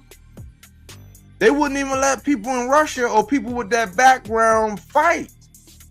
And like Bivol, he ain't like, yeah, he's mixed and all that, but like he not really a part of all that. So they kind of like blackballed him. He didn't get the credit for Canelo, and that's not right. That's why I always got Bivol by Bivol. He's a matador in my boxes to watch. I'm pulling for him. I got him. You know, it's not an easy feat, but I got him beating Beterbiev. But I'm gonna stick my stake in the ground. I'm gonna fight for who, you know what I'm saying, who I need to. I'm gonna be the voice of reason for those who need that voice, regardless if it's popular or not. Because yeah, everybody wanna get their little pound of flesh, a little pound of wool, get their little 15 minutes of frame. Like, no, if I'm gonna be doing it because I love it, I can't make up stuff. I can't conform. I can't ignore. I can't put on. I can't put lipstick on and a halter top and bend over and pop, lock, and drop it. It's not me. I'm sorry. This is what you're going to get. Whoever's doing it, whether it's Inouye, whether it's Bivol, whether it's Subriel Matias, Bam Rodriguez, I've added Benavidez to it, you know what I'm saying, even though I would like for him to fight Morrell. But like, you know what I'm saying, the guys is really doing what we want. You know what I'm saying? The guys is bringing us what we want. Got the energy to do what we want. That's willing to do it. It's changed, y'all. And that's what I'm standing on. You know what I'm saying? That's why I asked. It's important that not only when I talk about Subriel in this, I need y'all support when I talk about whoever I'm talking about, because I'm not just doing it just to be. I could easily create stuff and do all. I can get way more views. I could, knowing what I know on how to, you know, like make it look good and sensationalize everything, I can get way more views doing something else. Way more views using way better names, like using big names, people that everybody follows. I could get way more views, way more likes, way more super chats, way more everything. But that's just not me. I can't put on. I can't fake. I can't fake the phone. I've lost jobs because I can't fake the phone. I've lost relationships because I can't fake the phone. It's just me. So support me in whatever we do, man. Support the platform. It's not just mine, it's yours. So I'm gonna read what you got to say. You can contribute. You can stake a claim. You can correct over here. You can direct over here. Now we're gonna check you because you got a lot of eyeballs on you. But this is your platform too. This is not just body work. I say, you know what? I'm gonna be what everybody wants, what everybody needs. It's the same way I learned how to be a father. I learned how to be a father by being what I never had. Giving what I never had. Sometimes I'm limited. You know what I'm saying? It's a whole nother party in the agreement. It's a whole nother party on the other side. But I said I'm gonna be the platform that I would want. I'm gonna be a platform that we're, you know, the platform that I always wanted. That's why I'm here. That's why I'm here.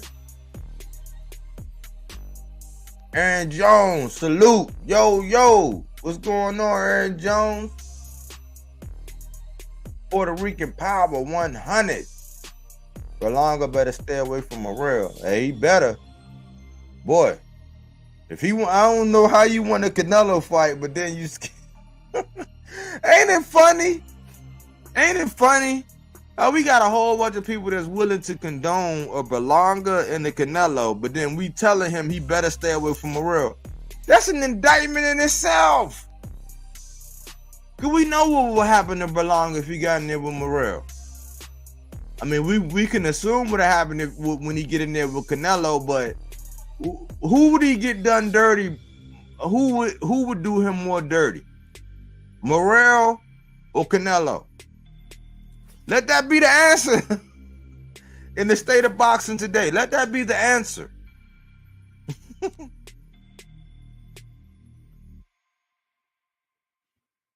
Subriel might have to get in the ring and step to the winner of Haney Ryan and expose them on national television. Put that pressure. I mean, I seen the title of Devlin Haney's promotion, man. He say, man, work harder than all of them. I'm like, I don't know, man. You might not be working harder than Subriel, man. I'm just saying. I think, you know, you got a mouthpiece and social media keeps it going and this and that. Bivol was willing to go to 168 for the rematch.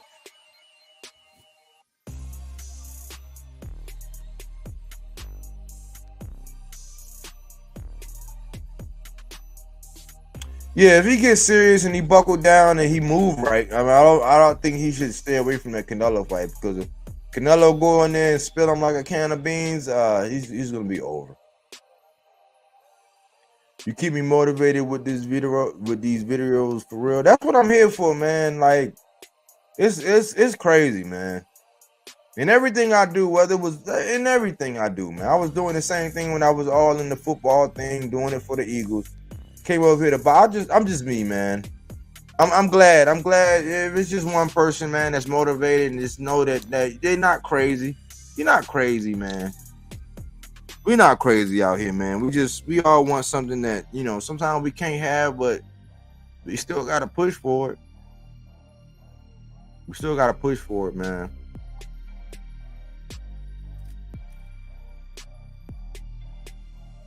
Jose Lopez say Subriel Matias beat Rivera by KO. I got him doing that. Not knocking Berlanga, but he looking kind of silly without the monster moniker, growling on the ropes against a no-namer when Subriel stay mad, quiet, but get it done in the ring.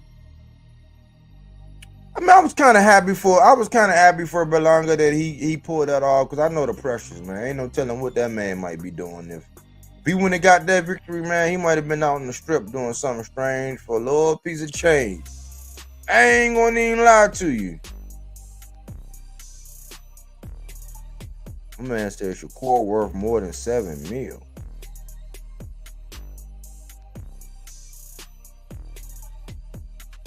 Yo, it's like $100K in a shot for a championship for someone that's already lost and is not even media.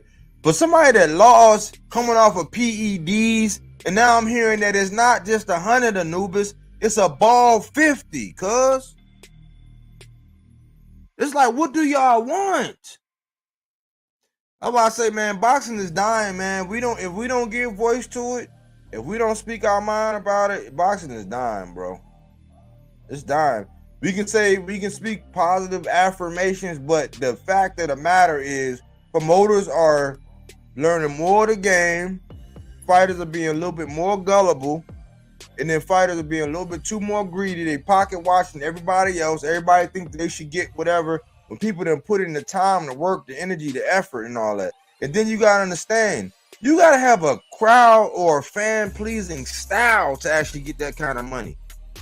And you gotta actually do something in the ring where people actually want to come out and see it. We didn't play Mortal Kombat. We didn't play Street Fighter.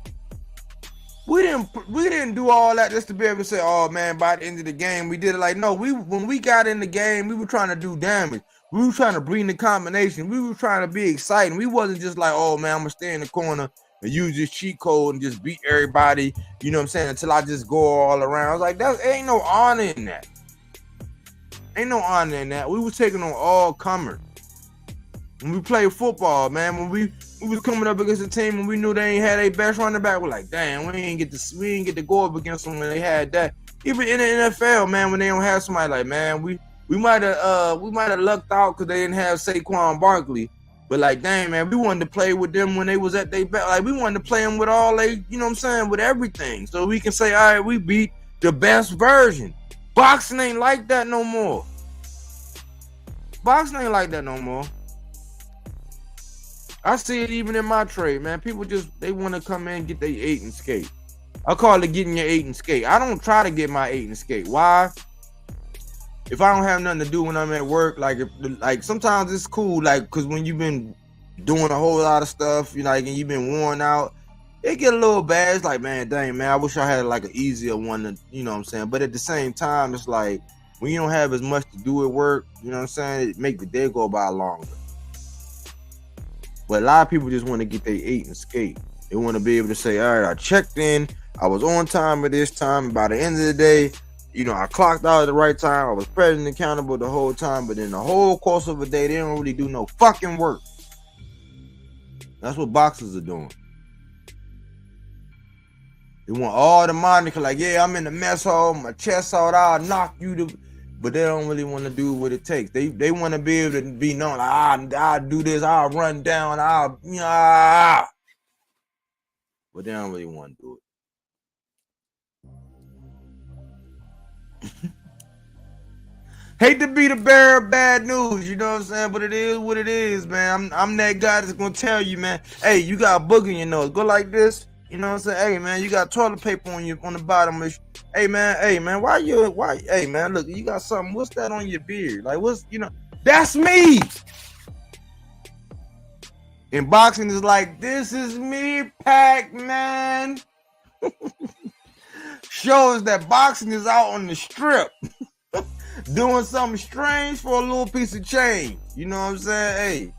Whether if you in love with it or not, you gotta understand that it's out there on the strip. Maybe you can bring it in, you know what I'm saying? Maybe you can turn it into a, you know, you can turn it into a housewife. You can let it be yours. I'm just telling you that boxing is like, this is me, Pac-Man. Let you know how ugly and brutal it is and what it's willing to do to preserve itself. Man, they need to make an announcement already. Who's next? Hey, man, let's put some pressure on Eddie. Matias struggled to get fights. He was supposed to fight Lipinets last year, but that took forever just for Urgashire to announce. Yeah, man, facts. Matias spent like 6 to 7 months looking to get fights. That's why I said, man, I don't know what Eddie was doing, man. I don't know what. I think it was a keep away, man. Can we be honest and say that they booked that man for a keep away, man? They booked that man to play keep away. When we gonna recognize that, man? They got that man over there to play keep away because they see Devin as the darling. That's just the stark reality. You can hate it or love it, agree with it. We only see in time, but as so far so good. I have written accounts, videos of me seeing patterns of this happening. You know what I'm saying? This is once again Eddie grabbing Subriel, putting him over there to play keep away. He's never going to get a Devlin Haney. He's never going to get a Devlin Haney, man. Devlin Haney and Bill Haney, pro-black, never negotiated with two top black fighters, Shakur and Tank, but they want all the smoke. That's what I've been saying. That's why I hear people when they talk about Shakur in a vacuum.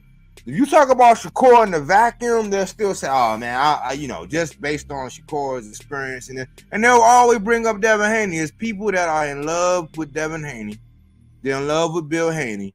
They got bamboozled by this whole father-son team duo. No matter how toxic they are, no matter how many idiosyncrasies they show, no matter how many discrepancies, no matter how many lies they get caught in.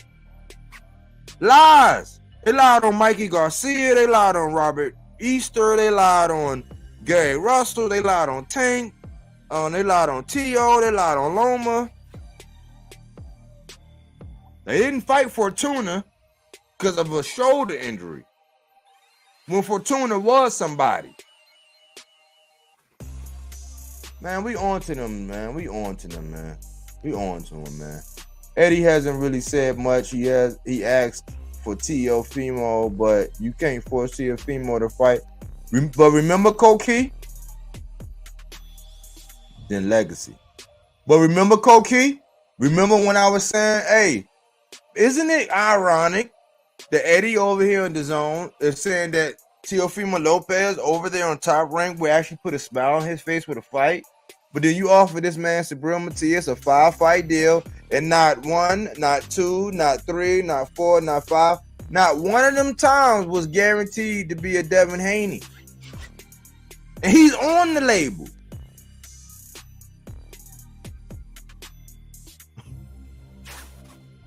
Anyways, y'all, I just want to, we gonna keep a motherfucking stake in the ground.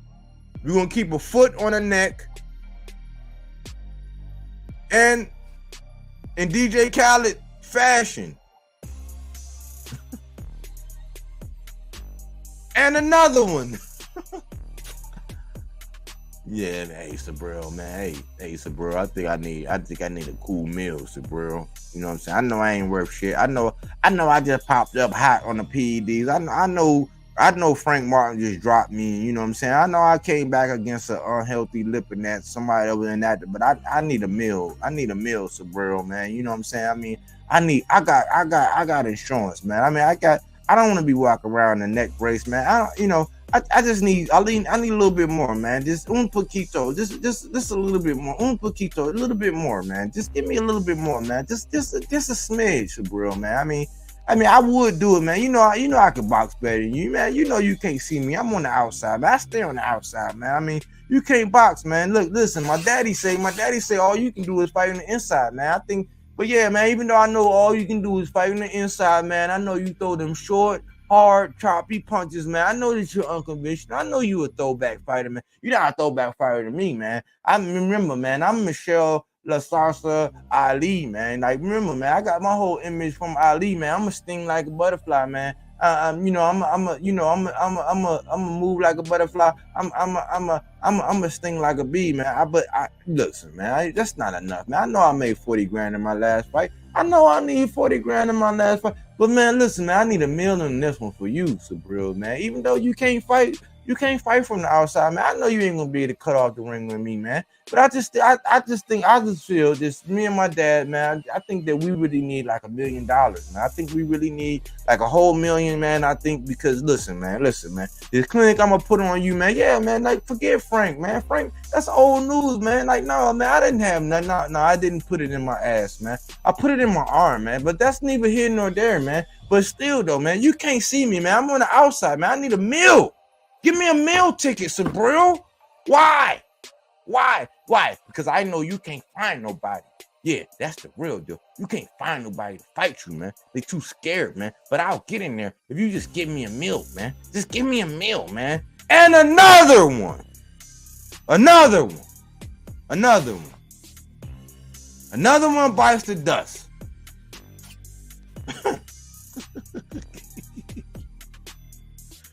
Man, they tripping, man. Gaslighting at its finest, man. Y'all know me, man. It's Sunday night, man. Hey, look, man. Don't just support me when I'm on Subriel, man. Support me in all things, man, because I'm bringing that hot fire no matter what it is, man. It's going to be something you can use, man. I bring them fruits. I bring them veggies. You know what I'm saying? You're going to walk away with something. Something you can actually use in real life. Something that actually get your wheels turning, your wheels spinning. Something that's going to make you, you know what I'm saying, like, dang, man, I learned something, man. I took away something, man. I met somebody that had some good energy. At least I learned that I'm not crazy. You know what I'm saying? I learned that I'm not crazy.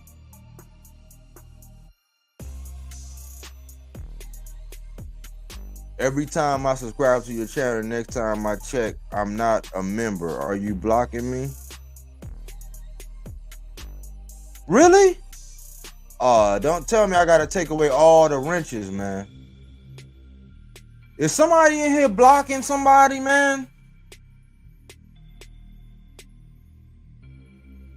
We're not in there doing that. I don't think we had a problem with that, man. Hopefully we don't got a problem with that.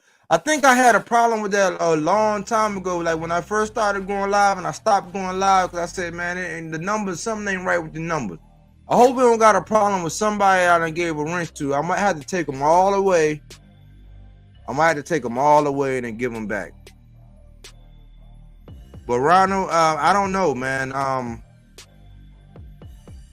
might, you know what I'm saying? I don't know, man. I hope I don't got a snake in the camp. Ronald. I don't know, man. That's kind of weird, man.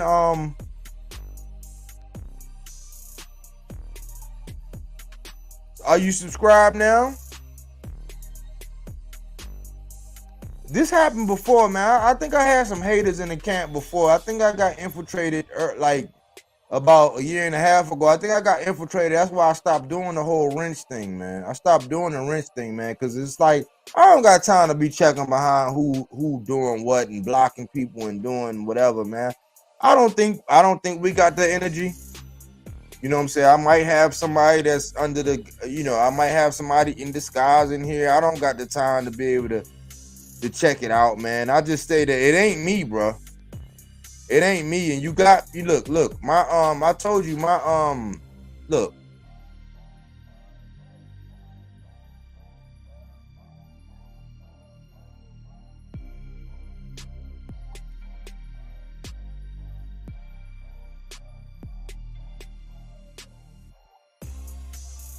That's crazy, bro. I think I had somebody in here doing that, man. I think I had somebody blocking and I might have had somebody in here, man. I don't know who it was.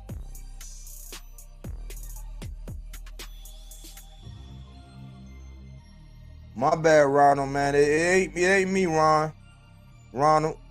It ain't me, man. But look, if it ever happens, that's it. Hit me up, Bodywork Boxing, 24/7 at Gmail. Bodyworkboxing247 at Gmail. Hit me up, man. If it ever happens, hit me up. Let me know personally. If that ever happens, you see this video and you know you a member and you a part and something funny happening where you getting timed out or something going on and you don't want nobody in there to know and it gotta be between me, say, hey man, I keep getting timed out or somebody keep blocking me or somebody keep removing me. Hit me up, man. That's my Gmail. Yo, you know my name. You know where I'm at. But that's my bodywork Gmail, man. I answer it. I'm on it all day. I'm keeping track. I'm looking at numbers. I'm obsessed with numbers. You know what I'm saying? But appreciate you, man, for coming back. Appreciate you for coming back, Ron, man. That means a lot. That means I must be doing something all right, man. It just made me feel good to know I got some good people that's riding, that's gonna ride, that ain't with the bullshit, that's gonna be down with your boy, no matter what. You know what I'm saying? What else we got to do but keep it 100? I'm not gonna be up here in character or acting. Michel doesn't deserve a meal. He lost to Martin. He doesn't. Yeah, I was just playing. That was just a little parody I was doing. Matias is on his way to be the real next Puerto Rican superstar, and Eddie Hearn. No, he know it. I just hope he do right by it because, boy, them Haneys, they got some slippery tongues too, man. They got some slippery tongues too. But this is how you can all reach me. If ever you get unsubscribed or blocked or any kind of crazy shit happen to you, hit me up there. Bodyworkboxing247 at Gmail. Let me know, man. Just send me a little message. I'll fix it right away. No problem. That was tight work, by the way, Sam. And another one, you know what I'm saying? That's when I heard about it, I said, man, how can I was like, man, that's all I heard was DJ Khaled, man. And another one. Wait till we look at this list, man. This list of people, man. And somebody, who was that? Was that somebody sent me a list. I'm like, man, when I looked at the list, I said it can't be this many. And when I looked down the list, I'm like, it was that many. And another one. Nobody want to get Grizzly by saying that's crazy, Jose. But like always, y'all, man, you know I have a good time. I know it's Sunday night. It's 10 o'clock. I ain't get to eat. You know what I'm saying? I've been trying to be courteous. I done had this chicken. I done had some chicken. I ain't eat it yet because I wanted to be courteous to the y'all. I fixed my lady. I've been nursing my lady today, man. Hopefully she get better, man. Send some positive energy to my lady. If she get well, I've been kind of like keeping an eye on her. I don't feel good. My lady don't feel good, but I've been kind of looking after her. And I'm like, should I go live? I was like, yeah. I made sure she was straight. I said, all right, let me get live. I'm going to go ahead and eat. I'm going to lay it down, man. Get ready for this business week. You know what I'm saying? This week, man. But I salute to all of y'all, man. I got love for all of y'all, man. In some shape, form, or fashion, y'all all contribute, you know what I'm saying, to the channel in some kind of way. You know what I'm saying? Hopefully we all learn, we grow. You know what I'm saying? And you know, that's just what this channel about, man. It's different. You know, I know everybody say, oh, we unique, we're different. I really try to be that. You know what I'm saying? Hopefully I won't disappoint. You know what I'm saying? But you know, I got love for all y'all, man. I hope everybody has a safe week, a productive week, and that we progress. Hopefully that your week is robust. You know what I'm saying? Hopefully, hey, you play that lottery ticket, man. You hit, you know what I'm saying? Hey, to the moon. You know what I'm saying? To the moon, Alice. You know what I'm saying? That's where we going. But thanks for choosing Bodywork Boxing. But we don't take things for face value. We do that body work. He didn't want to box. He wanted to actually prove that he could punch me. He was like, what the fuck is this nigga, right? Oh, okay, you want to go to sleep. You tired. Welcome to Bodywork.